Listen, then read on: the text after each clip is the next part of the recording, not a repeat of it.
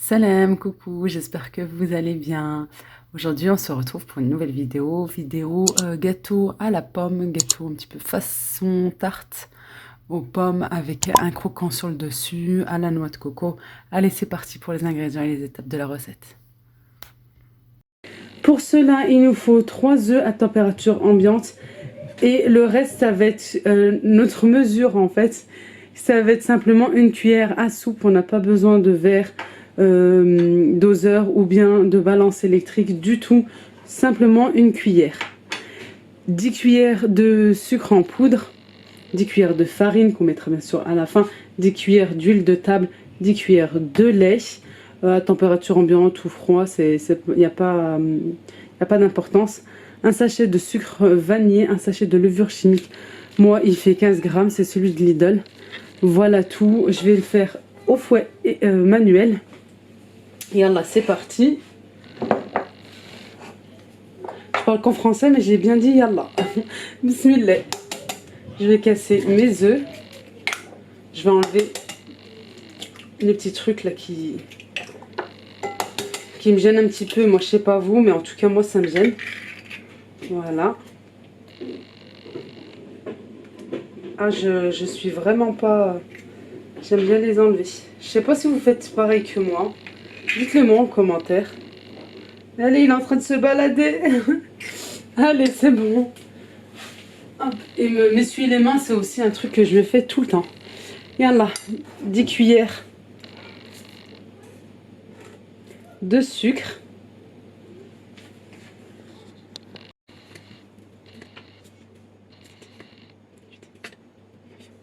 Et 10. Je vais rajouter le sucre vanillé et je vais venir fouetter. Tout simplement. Mélanger, je casse d'abord moi les jaunes. Et par contre, je vais bien fouetter jusqu'à ce qu'ils deviennent... que ça blanchisse en fait et que ça soit un peu plus mousseux.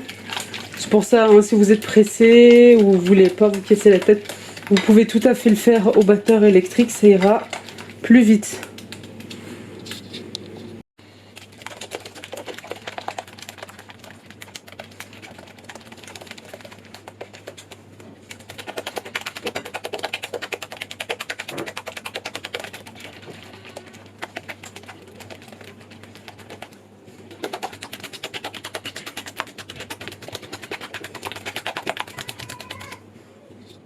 Je vais venir rajouter maintenant les 10 cuillères d'huile. Je vais enlever ça.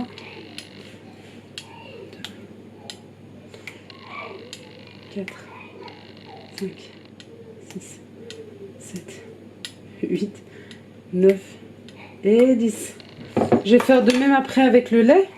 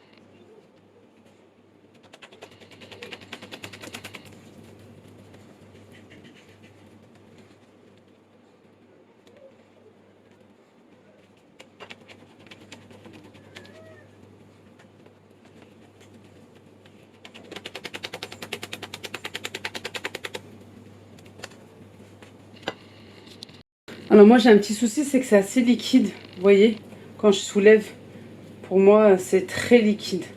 Je vais rajouter la farine. Pourquoi en fait c'est assez liquide? Je vous ai déjà dit en fait c'est par rapport ou à la farine qui n'absorbe pas ou les œufs, et c'est vrai que mes œufs étaient assez gros, j'aurais dû en mettre que 2. Parce que normalement c'est 2 œufs pour 7 cuillères de chaque. Et là quand on met 3 œufs c'est 10 cuillères de chaque. Et moi mes œufs étaient vraiment assez gros. je vais rajouter 2 cuillères et je vais voir en mélangeant. La farine, c'est toujours normalement petit à petit. Voilà, les gâteaux, moi c'est vraiment comme ça que je procède, c'est à l'œil. Vous voyez, ça commence à s'épaissir un petit peu plus. Faut pas que ça soit trop épais non plus. Je vais rajouter juste la petite pointe que j'ai là. Ouais, ça fait 3 cuillères en plus à peu près. Je préfère être honnête et vous mettre ça dans la vidéo que couper et vous dire voilà, j'ai mis 10 cuillères et c'est tout. Non, non, mes œufs étaient vraiment calibre assez gros.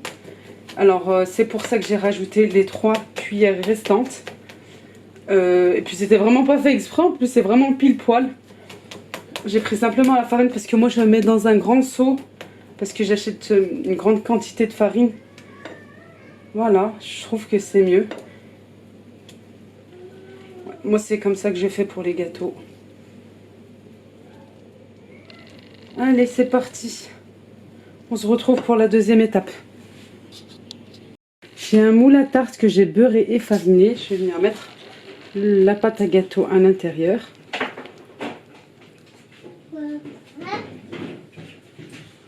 On met le fouet.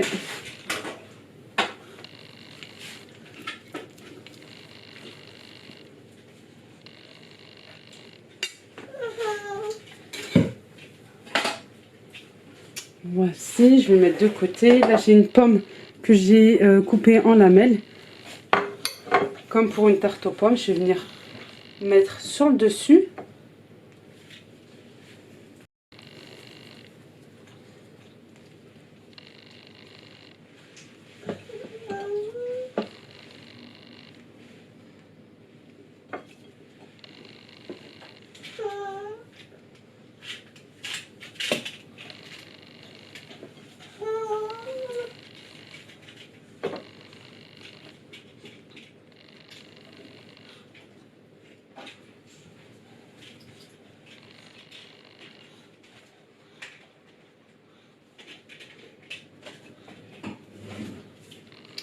Mais ouais, c'est pas grave.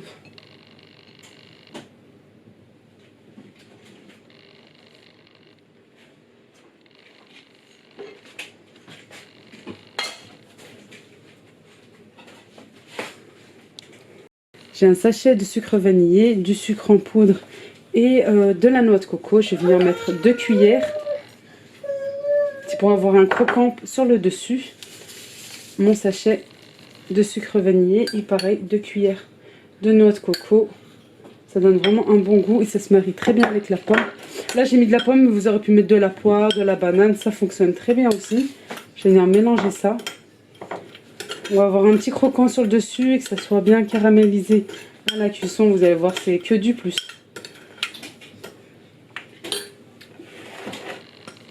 Et je vais venir déposer ce mélange sur le dessus. Moi je suis généreuse, je suis gourmande. On n'oublie pas les coins. On fait vraiment le tour. Et ça fonctionne aussi avec de la poire, avec de la banane, j'ai déjà testé. C'est très bon aussi. Et voilà, à 180 degrés. Vérifiez toujours le gâteau avec la pointe d'un couteau, bien sûr. Et on se retrouve à la sortie du four. À tout à l'heure. Voilà, après cuisson, nous avons un gâteau très moelleux, façon tarte un petit peu, avec un bon croquant sur le dessus. Sincèrement, ça se marie très très bien ensemble. Recette basique, simple, avec des ingrédients vraiment que vous avez tous à la maison. J'espère que la vidéo vous aura plu, vous allez tester cette recette vraiment très facile à réaliser. N'oubliez pas de liker, de vous abonner si ce n'est pas encore fait. Allez, c'est maintenant le moment de le faire là tout de suite. Venez me voir sur mes réseaux sociaux. Je vous fais un gros bisou à tous et je vous dis à très vite pour une prochaine vidéo. Au revoir.